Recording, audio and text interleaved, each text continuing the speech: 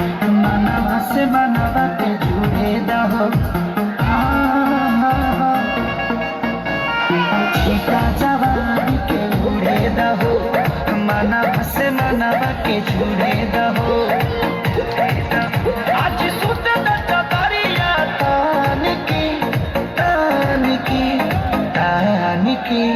टूट जाए राजा जी, टूट जाए राजा जी पलंग सागवान के, टूट जाए राजा जी पलंग सागवान के।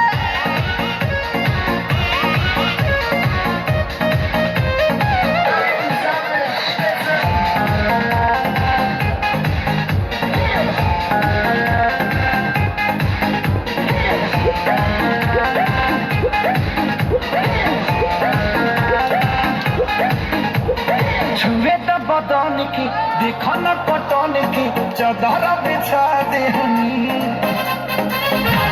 पलम जीवन पिघलाती हनी, पलंग पर झुलुआ झुलाती हनी। छुए तो बदन की देखो न पटन की चादर बिछा दी पलम जीवन पिघलाती हनी, पलंग पर झुलुआ झुलाती हनी। यार बात बेटिया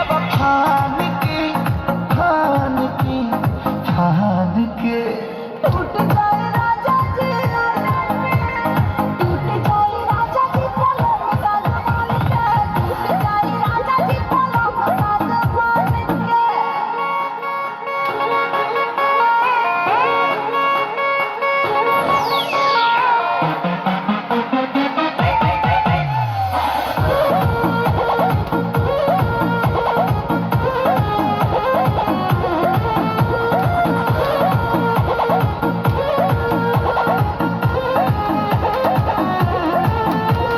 बने तो बेसरमी देहिया में गरमी कोई ठेला